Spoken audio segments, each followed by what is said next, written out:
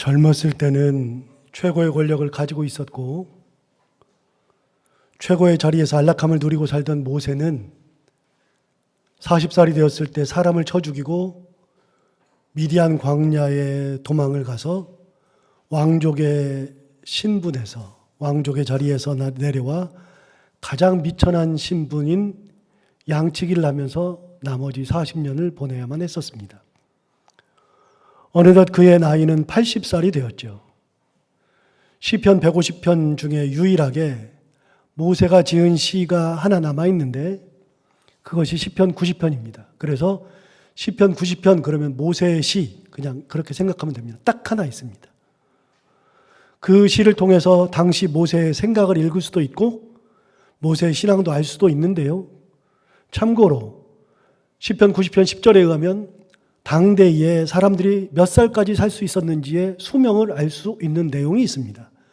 시편 90편 10절은 이렇게 이야기합니다. 우리의 연수가 70이요 강건하면 80이라도 그 연수의 자랑은 수고와 슬픔뿐이요 신속기간이 우리가 날아가니이다 이렇게 얘기를 했었습니다. 그러니까 모세가 살던 시대의 연수는 70이었고 강건하면 80이었습니다. 그런데도 모세가 볼 때는 이 땅 사는 동안에 가만히 보니까 수고와 슬픔의 인생을 살더라. 기쁘고 행복한 인생이 아니고 그것도 신속히 가는데 눈 감았다 뜨면 70세, 80세가 되더라. 이게 모세의 시입니다. 그러니까 당대의 평균 수명이 70세였고 강건한 사람은 80세였습니다. 그런데 모세가 벌써 80살이 되어버렸습니다. 그의 인생 전반기는 왕실에서 단맛만 보면서 살았다면 그의 인생 후반기는 광야에서 양을 치면서 패배자로서 쓴맛만 보면서 살아가는 전반과 후반이 확연히 구분되는 인생을 살았습니다. 80세이 되어서 평균 수명을 다 채우고 강건한 인생을 다 채웠던 그 모세에게 어떤 희망이 남아 있었을까요? 사람이 처음에는 조금 못하다가 나중에는 좀 잘 되어야 인생이 그래도 매끄럽고 만족하지 거꾸로 되어서 처음은 잘 나가다가 나중에 힘들면 그 인생 너무 팍팍해서 살기가 너무나도 힘듭니다. 처음에는 달동네 살고 보리밥만 먹어도 나이가 들어서는 번듯한 집에서도 살고 먹는 것도 조금 풍요롭게 먹고 살아야지 그것이 거꾸로 된다면 그거 견디기 참 어려울 겁니다. 그렇게 되면 폐인이 되기 십상이죠. 모세는 그런 인생을 살았습니다. 거꾸로 되는 인생을 살아야 했는데 진짜 사람들의 삶과는 반대의 불행한 말년을 보냈습니다.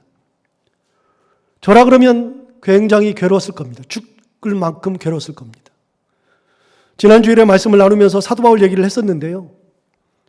그때도 정확하게 고백했습니다만 저라면 절대로 사도 바울과 같이 살 수 없듯 모세가 인생의 노년을 그렇게 산 것을 제가 똑같이 하라 그러면 저는 죽어도 못할 것 같습니다. 제가 모세라면 인생을 비관하고 살았을 겁니다. 모세에게 80세는 인생을 마감하는 시기였습니다. 그것도 최악의 상태였으니 모세에게 삶의 의욕이 있었을까요? 미련이 남았을까요? 삶의 희망이 있었을까요? 그는 이 땅을 빨리 떠나고자 하는 마음이 강했을 겁니다. 삶에 큰 미련이 없었으니까 이 땅을 마감한다면 그것이 오히려 더 감사했을 겁니다. 인생의 노년에 하나님을 만나 행복하게 뭔가를 누리면서 살아야 되는데 그러지 못하던 모세, 죽을 날을 받아야 하는 80살이 되었을 때 하나님이 모세를 찾아왔습니다. 인생의 최악의 순간, 그때 하나님이 찾아오신 겁니다.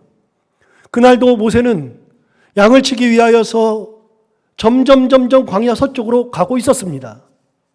목자의 숙명은 양들에게 먹을 풀을 그리고 마실 물을 찾아서 그들에게 제공하는 것이 목자의 숙명인데 그렇게 모세는 양을 치면서 자기도 모르게 광야의 서쪽으로 가고 있었습니다. 의도하고 간 길이 아니었습니다. 양을 치다가 간 길이었으니까요. 그렇게 이동하다 보니 광야 서쪽이 되었고 그렇게 도착한 곳이 성경에서는 호렙산이라고 이야기를 합니다. 호렙산은 다른 말로 하면 신의 산입니다. 그러니까 모세는 신의 산을 가기 위해서 양들을 몰고 간 것이 아니라 그는 신의 산이라고 하는 것을 마음속에 품어본 적도 없었습니다. 신의 산이 중요하게 된 것은 그 훗날 한참 후에 하나님께서 신의 산에서 계명을 주셨기 때문에 중요한 산이 되었던 것이지 당대만 하더라도 신의 산은 중요한 산이 아니었습니다. 모세는 신의 산을 가기 위해서 길을 떠난 것이 아니라 양들에게 먹을 풀을 마실 물을 제공하기 위해서 가다 보니 신의 산까지 이르게 된 겁니다. 그렇게 가서 떨기나무에서 하나님을 만났습니다. 다시요. 모세가 신의 산을 찾아간 것이 아니라 어떻게 하다 보니까 신의 산에 도착하게 되었고 모세가 하나님을 만나기 위해서 신의 산을 간 것이 아니라 가서 보니 거기서 하나님을 만나게 된 겁니다. 그가 호렙산의 아래에 도착했더니 떨기나무에 불이 붙었는데 불 가운데서 하나님이 모세를 부르셨습니다. 불이 붙은 떨기나무를 보자마자 모세는 이게 무슨 일이지 싶어서 가까이 가서 떨기나무를 보려고 했습니다. 그런데 그 불꽃 가운데에서 하나님이 모세를 부르시는 겁니다. 모세야, 모세야. 2번 불렀습니다. 하나님, 저 여기 있습니다. 너 이리로 가까이 오지 말아라. 네가 선 곳은 거룩한 땅이니 내 발에서 신을 벗어라. 하나님은 모세를 가까이 오지 못하게 하셨습니다. 그리고 모세의 발에서 신발을 벗겼습니다. 옛날에 이 본문은 설교를 한 적이 있기 때문에 굳이 설명을 하지 않겠지만 잠시 설명을 드리면 신발을 벗기는 것은 종에게 하는 행동이었습니다. 어느 귀족이 발에서 신발을 벗습니까? 신을 벗습니까? 절대로 안 벗죠. 신을 벗는 것은 종들의 행위였습니다. 인간 사회에서 종들이 신을 벗었듯 하나님께서 모세의 발에서 신을 벗김으로 해서 하나님의 종으로 만들어 주신 겁니다. 모세가 하나님에게 부르심 받기 위해서 찾아간 것이 아닙니다.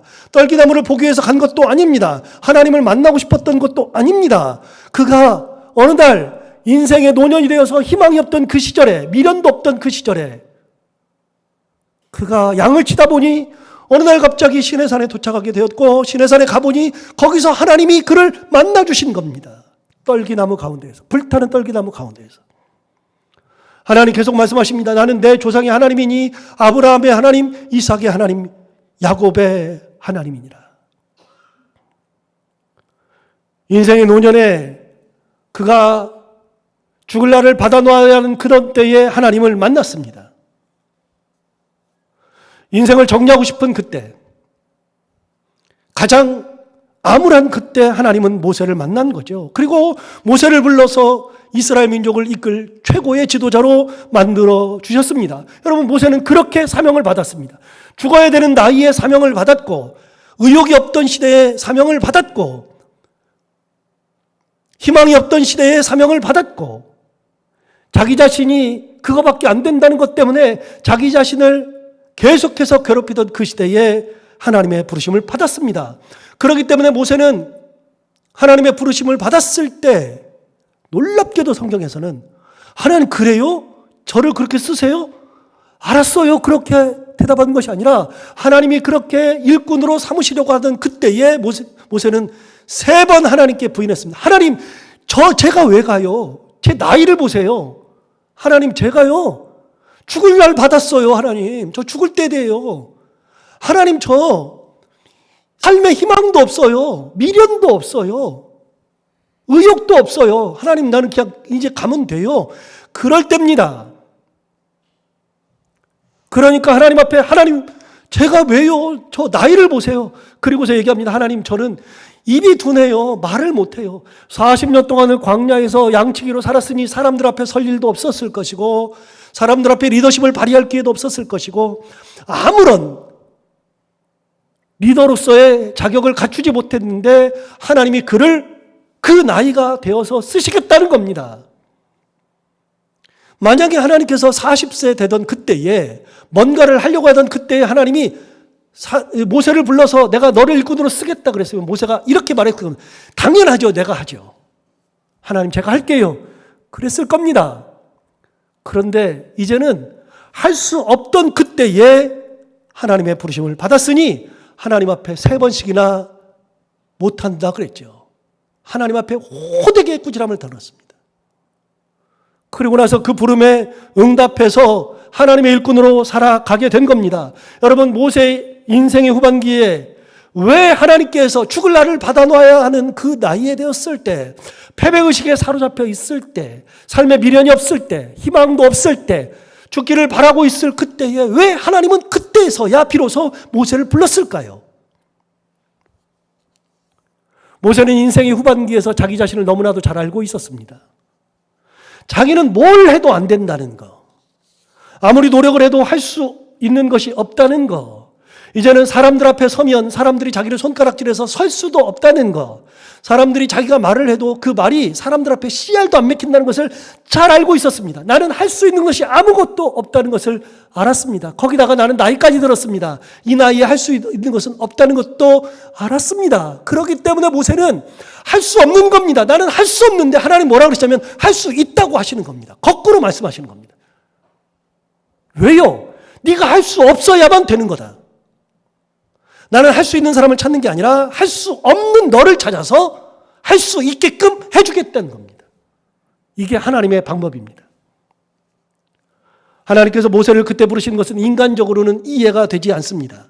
하지만 인간의 최악의 순간, 인생을 정리할 가장 막바지의 순간, 패배의식을 가지고 있었던 그런 때 그를 부르셔서 인류 역사상 최고의 지도자로 그를 세워주셨습니다. 여러분, 모세는 죽은 야와 같았습니다. 그래서 모세가 그 다음부터는요, 지도자로 섰을 때 할 수 있는 것이 뭐 있어요?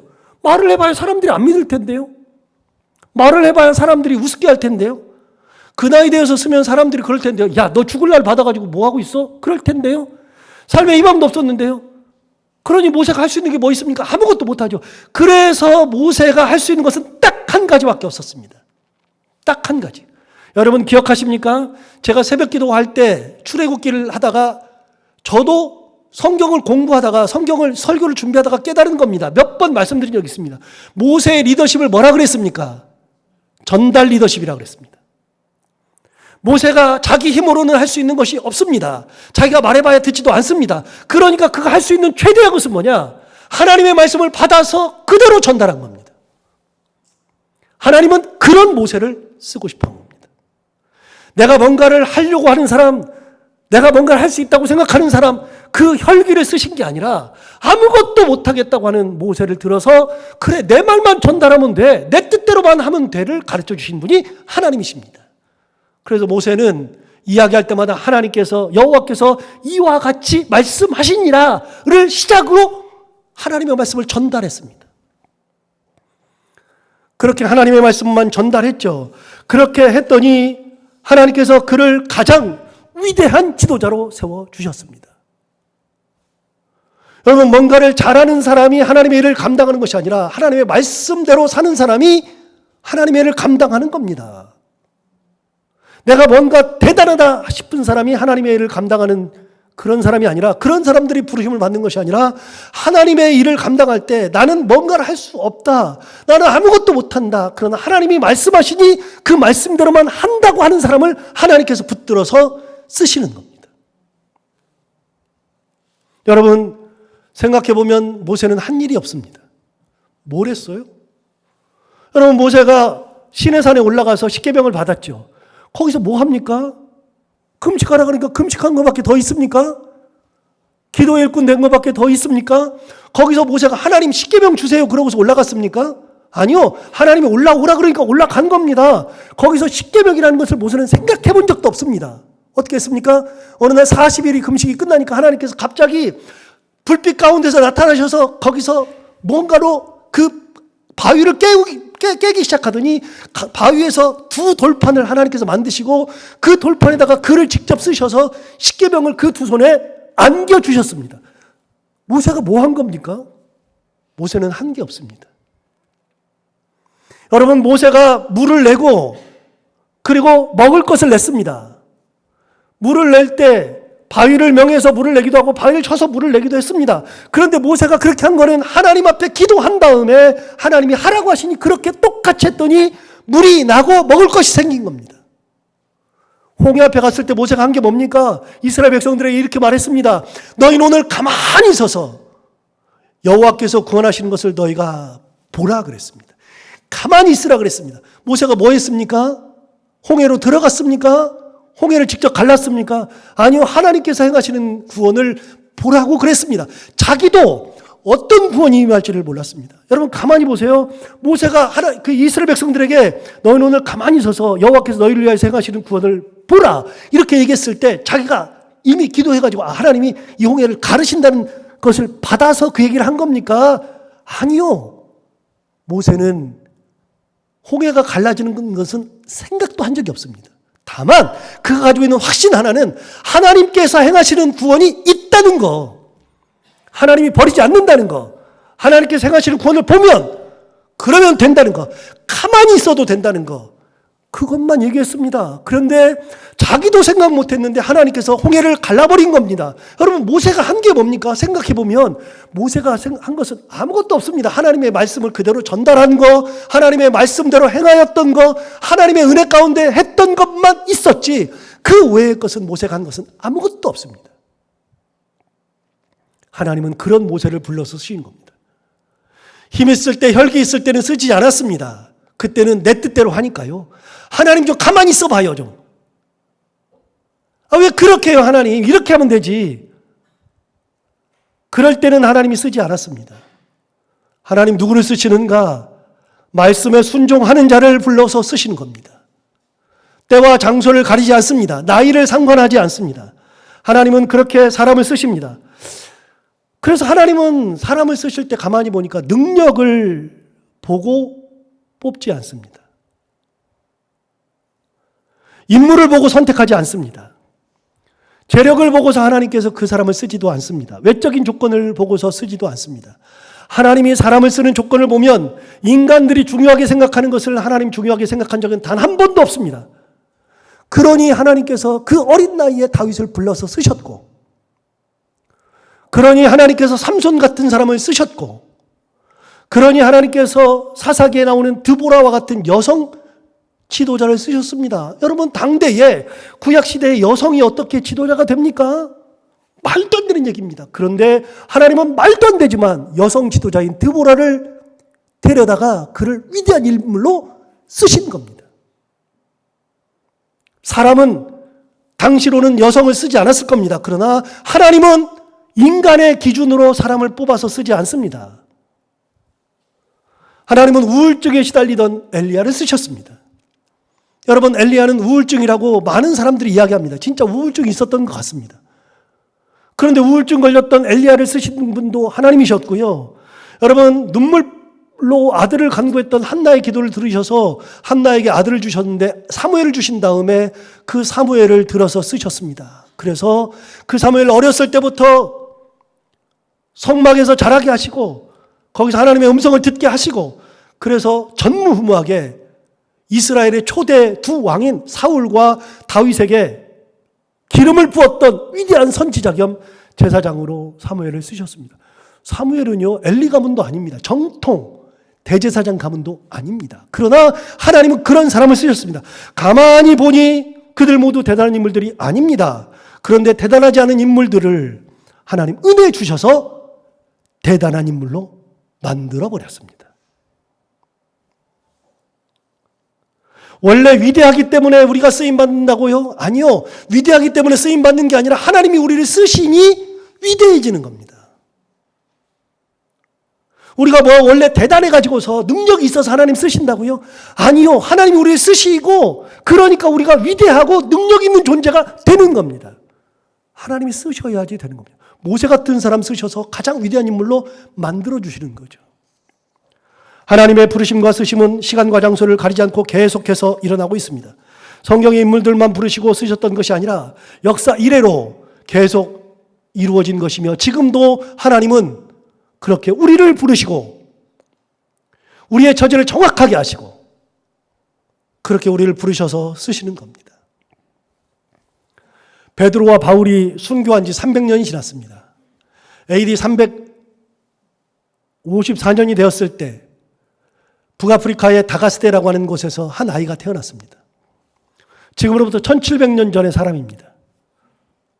그 아이는 어렸을 때부터 총명했는데 그 총명함을 꽃피우기도 전에 이제 막 청소년기에 들어가 서자마자 갑자기 반항기가 시작되고 사춘기가 시작되면서 이 아이의 방황이 시작되었습니다. 어렸을 때부터 주색 잡기에 빠져 있었고 하라는 공부는 안 하고 자꾸만 딴짓만 하기 시작했습니다. 그러다가 18살이 되었을 때 창녀와의 관계에서 아들을 낳았습니다. 그 아들의 이름을 아데오다투스라고 지어줬는데 아데오다투스라는 것은 하나님이 주신 선물이라고 지었습니다. 창녀와의 사이에서 낳은 아이입니다. 그래도 신앙은 있었던 모양입니다. 아데오다투스, 하나님이 주신 선물이라고 아들의 이름을 지었습니다. 그 아이는 16년을 살다가 나중에 16살 되던 해에 시름시름 앓더니 그냥 죽어버린 아들입니다. 이 사람에게는 유일한 혈육이었습니다. 평생을 그 아들 하나 있었는데 그 아들이 16살 됐을 때 죽고 말았습니다. 18살 때 아이를 낳았으니 그의 나이 34살 되었을 때 아들을 잃었습니다. 그가 그렇게 주색잡기에 빠져서 허랑방탕하고 있었고 대부분의 사람들은 들어보지도 못했던 마니교라는 이단에 빠져가지고서 허랑방탕한 삶을 살기도 했었습니다. 그러자 그의 어머니가 아이를 타이르기도 하고 다른 곳으로 보내서 공부를 더 시키기도 했지만 아무리 타일러도 엄마 말 듣지도 않고 공부를 시키러 보내도 거기서 딴짓만 하고 주색잡기만 하고 이 아이가 자꾸만 삐뚤어지니 엄마가 그 아이를 감당할 수가 없어서 눈물로 아이를 놓고서 기도하고서 지냈습니다. 이쯤 하면 내가 누구 얘기하는지 다 알죠? 어느 날 견디다 못해서 주교를 찾아가서 그 아이의 이야기를 쭉 했더니 주교가 한마디 하는 유명한 말을 남깁니다. 기도하는 아들은 망하지 않습니다. 두마도 하지 않고 기도하는 아들은 망하지 않습니다. 그 얘기를 듣고 엄마가 다시 눈물을 흘리면서 10년도 넘게 계속해서 기도합니다. 끊임없이 기도합니다. 그래도 이 아이의 방황은 끝나지 않습니다. 이 아이의 방황이 끝을 모르기 때문에 기도하는 와중에 안 되겠다. 이제는 더 다른 곳으로 보내야 되겠다. 그래서 로마로 보냅니다. 로마로 보내서 좋은 선생님을 만나게 했는데 로마에 가서도 똑같이 방황만 하고 방탕하고 주색잡기에 빠져 있고 그러던 아이. 엄마가 돈을 들여서 아이를 유학을 시켜도 그 아이는 계속해서 그런 게 빠져가지고서 헤어나올 줄을 몰랐습니다. 엄마의 기도가 눈물에서 마를 날이 없었습니다. 그렇게 기도하기를 10년도 넘게 한 다음에 로마에서도 자리를 못 잡고 밀라노로 올라가게 되었습니다. 밀라노로 올라가서도 똑같이 방황하고 있습니다. 이제 10년이 넘어갑니다. 주교를 찾아간 지 10년이 넘어갔을 때 다시 주교를 또 찾아가서 말합니다. 주교님, 우리 아이 10년 전에 그 아이 지금도 똑같습니다. 그때 주교가 화를 내면서 말합니다. 기도하는 아이는 망하지 않습니다. 끝까지 기도하십시오. 그래서 이 엄마가 주교에게 그 소리 듣고 나서 다시 또 기도합니다. 끊임없이 아이를 위해서 기도하는데 그 기도가 10년이 넘었는데도 해결이 안 되고 이제 20년입니다. 20년 기도하는데 밀라노에 가 있던 이 아이가 어느 날 자기가 살던 밀라노부터 한 40km 떨어진 곳입니다. 그곳에서 집에서 나와서 그날도 이 공원에 들어가가지고서 동산에 들어가가지고서 거기서 산책을 하고 있는데 갑자기 한 번도 경험하지 못했던 음성을 듣습니다. 하나님이 귓전에서 때리는 음성이 들리는데 딱 두 마디 들었습니다. 똑같은 말 두 마디. 들고 읽어라. 들고 읽어라. 너무나도 생생하게 들고 읽으라는 말씀을 딱 듣고 도대체 뭘 들고 읽으라는 거야? 가만히 생각해 보니까 성경인 거예요. 그래서 성경을 급하게 들고서 딱 읽었습니다. 읽었더니 오늘 본문이 나온 겁니다. 어디를 읽어야 될지도 몰라서 우리 그런 거 있잖아요. 가끔 이렇게 가지고 쭉 펴가지고 그냥 읽는 거. 읽었는데 로마서가 이렇게 많은데 그 중에서 그냥 딱 눈에 들어온 것이 오늘 본문 로마서 13장 13절 14절 말씀. 자, 그러면 그가 들고 읽으라고 했던 그 내용을 한번 볼까요? 로마서 13장 14절. 낮에와 같이 단정히 행하고 방탕하거나 술 취하지 말며 음란하거나 호색하지 말며 다투거나 시기하지 말고 오직 주 예수 그리스도로 옷 입고 정욕을 위하여 육신의 일을 도모하지 말라. 여러분, 이게 은혜가 됩니까? 저는 사실 은혜가 안 되는 게요. 보세요. 저는 방탕하거나 이게 은혜가 안 돼요. 근데 방탕한 적이 없는데. 술 취하지 말며, 술 취합니까 제가? 여러분, 제가 술 먹는 거 봤습니까? 저는 이 말이 하나도 은혜가 안 돼요. 또 뭐 음란하거나 호색하지 마. 여러분, 저 그냥 별로 음란하지 않고요. 호색 안 해요. 그러니까 이 말씀을 딱 들으면 저한테는 별로 의미가 없어요. 뭐 다투거나 시기하지 말고. 안 다툰다니까요, 저 별로. 여러분, 저 다투는 거 봤어요? 안 다퉈요.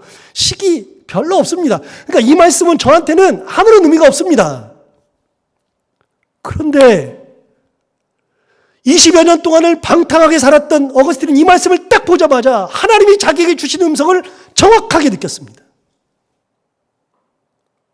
그리고 그 자리에서 갑자기 무릎을 딱 꿇고 회개기도하기 시작했습니다. 여러분, 회개기도 한번 얘기해 볼까요? 회개기도 여러분 해야 됩니다. 죄를 지으면 회개기도 해야 됩니다. 하나님 앞에 회개해야 됩니다. 이렇게 말해도 별로 감동 없어요. 사실 저도 회개기도 많이 안 하거든요. 죄를 지은 게 별로 있어야지 회개하죠. 이제 죄 지으면 회개하는데 회개기도 하라 그러면 회개 됩니까? 저도 사실 뭐 잘 안 돼요. 회개기도 여러분 시킨다고 됩니까? 그런데요, 이 사람은 갑자기 그 성경을 읽자마자 자기의 삶이 주마등처럼 쫙 지나가면서 하나님께서 하시는 말씀이 확 들리기 시작하니까 갑자기 무릎 꿇고 하나님 앞에서 회개하기 시작했습니다. 그가 회개한 거는 5살이 되었을 때 일까지도 갑자기 주마등처럼 확 지나가는데 5살 되었을 때 그때도 엄마의 젖을 먹고 있었는데 그날 짜증나는 일이 지금 있었답니다. 엄마의 젖을 먹다가 갑자기 화가 나니까 엄마의 젖을 확 깨물어 버렸습니다. 그게 생각나서 그것까지도 회개했습니다. 하나님께서 하나 둘 자기의 삶을 다 보여주는데 그 사건들마다 눈물을 흘리면서 기도했습니다.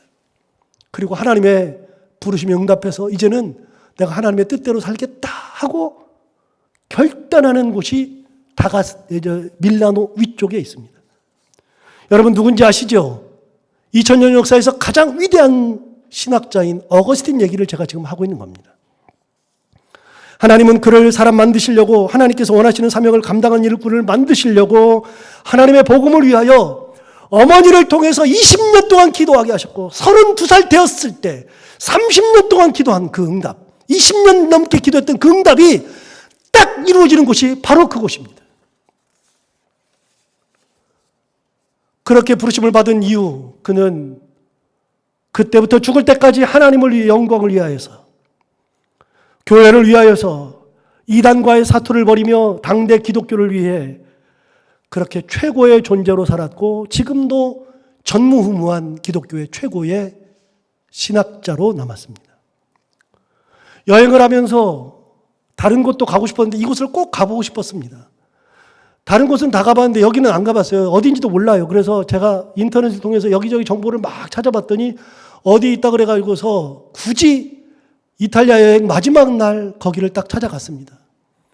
찾아갔더니 그 공원이 우리 교회 부지 한 2배 정도 되나요? 그런 조그마한 곳입니다. 거기를 갔더니 그곳에 로마서 13장 13절 14절이 딱 적혀 있습니다. 어거스틴의 회심 구절. 그걸 보는 순간 하나님께서 여기서 그를 부르셨구나. 하나님께서 그를 쓰시려고 작정하셨구나. 어머니의 20년 기도가 이루어지는 순간이구나. 그곳에 그렇게 써 있습니다. 저는 동의를 그만큼은 안 하는데 거기 그렇게 써 있습니다. 어머니의 기도가 30년째 기도한 응답이 이루어진 이곳. 눈물로 기도하는 그 기도 제목이 응답되는 이곳. 굉장히 큰 은혜를 받으면서 이런저런 생각을 했습니다. 2가지 생각이 떠올랐습니다. 가장 먼저는 확신이 들었습니다. 역시 부모의 기도는 아이들을 망하게 하지 않는구나. 눈물을 흘리며 사는 기도는 아이들을 망하게 하지 않는구나. 하나님의 사람으로 세워놓는구나. 하나님의 은혜의 사람으로 반드시 세우는 거구나. 부모의 기도가 위대한 거구나. 확신이 들었습니다. 두 번째, 하나님께서는 부모의 기도를 들으실 뿐 아니라 그런 확신이 또 들어요. 어거스틴이 방황하던 때, 태어나면서부터 방황하던 때 뭐 그렇게 쭉 다 있죠. 32살에 하나님의 음성을 들었으니까요. 하나님께서 그를 회개하게 하실 때 5살 때까지도 환영으로 확 보여주셨죠. 그러니까 하나님은 32살 될 때까지 어거스틴을 단 한 번도 떠나본 적이 없습니다. 어거스틴과 계속 같이 있었습니다. 허랑방탕할 때도 하나님 같이 계셨고, 주색 잡기 할 때도 같이 계셨고, 이단에 빠질 때도 같이 계셨습니다.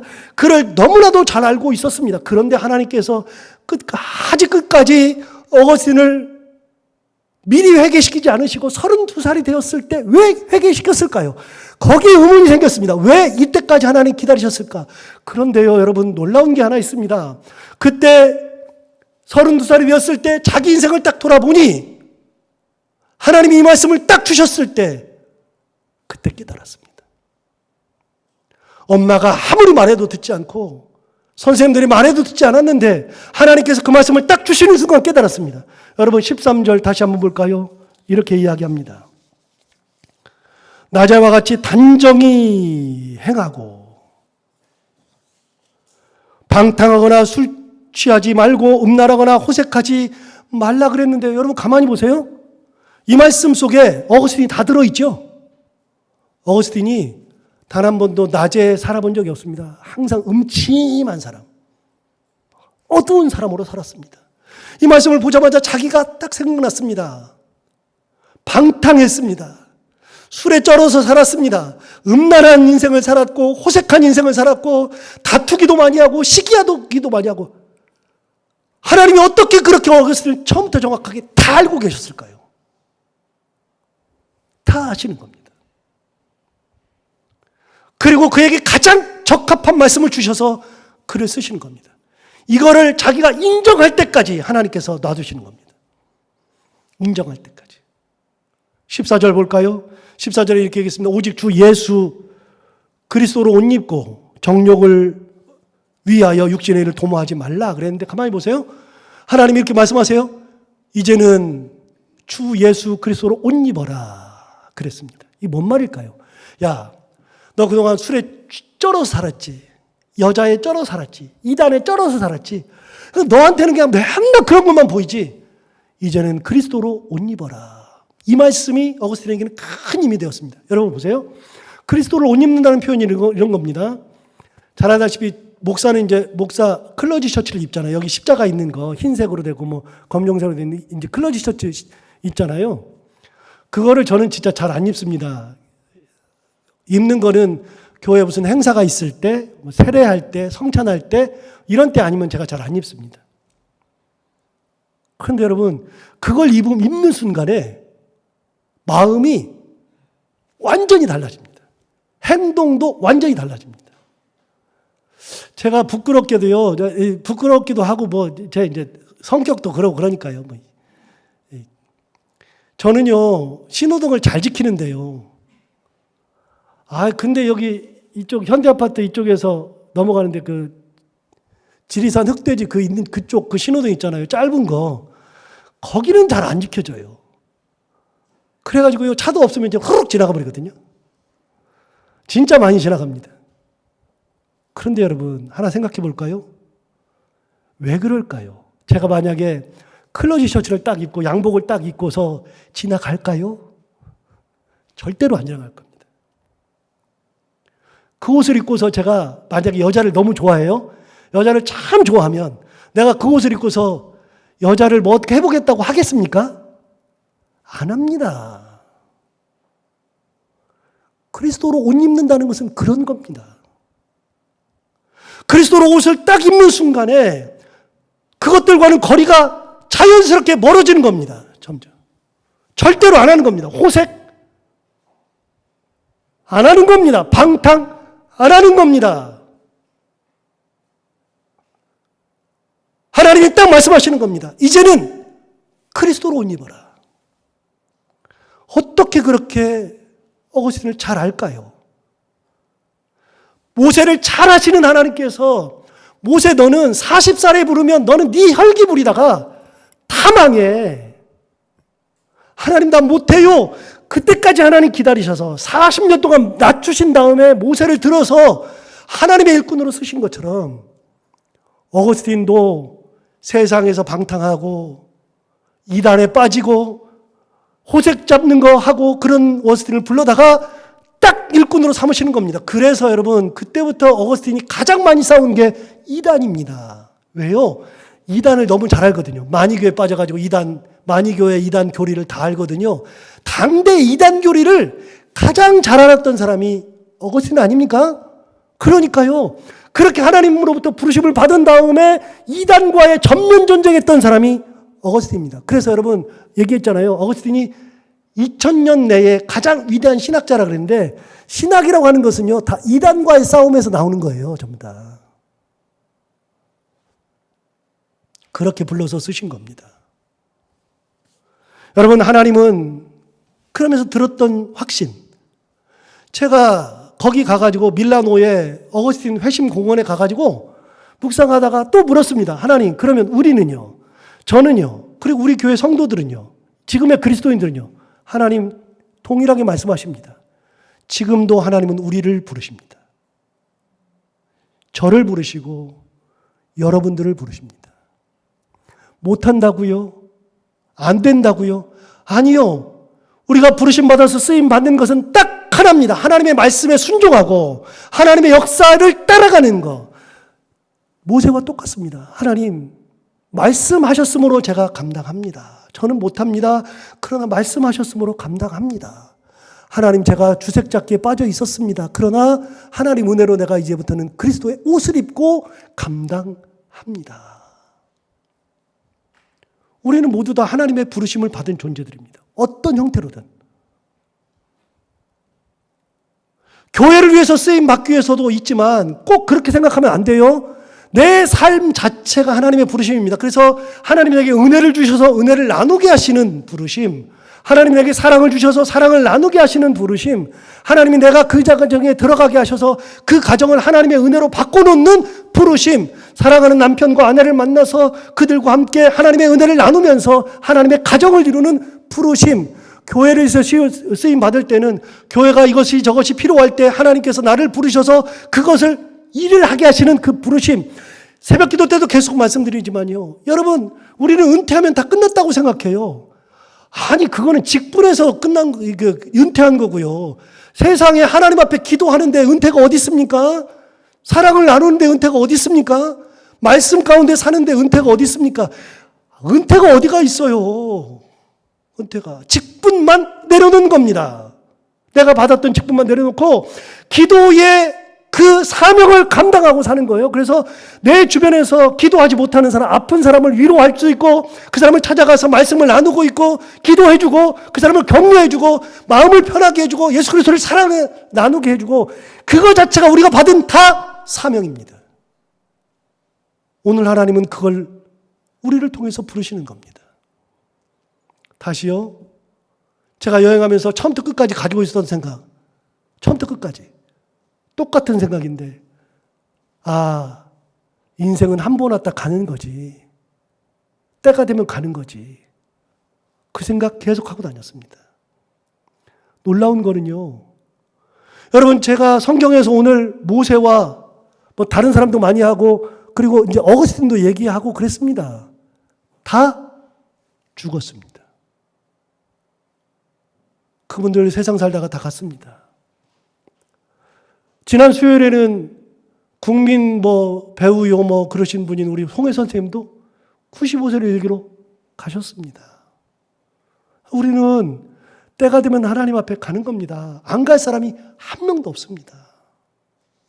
여러분, 뭐하다 갈 겁니까? 하나님의 부르심에 응답하고 은혜 가운데 살고 그래서 소명 가운데 부르심에 응답해서 그렇게 하나님의 일꾼으로 살다가 하나님 앞에 갔을 때 하나님께서 잘했다 칭찬하시는 하나님의 음성 듣는 거 이것만큼 귀한 것이 어디 있습니까? 여러분 기억하십시오. 나는 소중합니다. 여러분 한 분 한 분 다 소중합니다. 하나님이 여러분을 불러서 어떤 식으로든 하나님의 나라를 위하여서 쓰시는 귀한 일꾼입니다. 기억하십시오. 나는 소중합니다. 그 부르심에 응답하며 하나님의 은혜 가운데 살아가는 우리 모두가 되기를 바랍니다. 기도하겠습니다. 하나님 아버지, 깨닫게 해주셔서 감사합니다. 오늘날 우리에게도 이런 말씀을 주신다고 확신하게 됩니다. 하나님 아버지, 우리가 그 부르심에 아멘하며 응답하고 주의 크신 권능으로 감사하며 모세가 쓰임받은 것처럼, 어거스틴이 그렇게 하나님 앞에 귀하게 쓰임받은 것처럼 오늘 산 우리들도 가정에서, 친구들과 함께, 직장에서, 그리고 내 삶에서 하나님의 일을 잘 감당하고 하나님 앞에 귀하게 쓰임받으며 살아가는 저희들 모두가 다 되게 하여 주옵소서. 예수님 이름으로 기도하옵나이다. 아멘.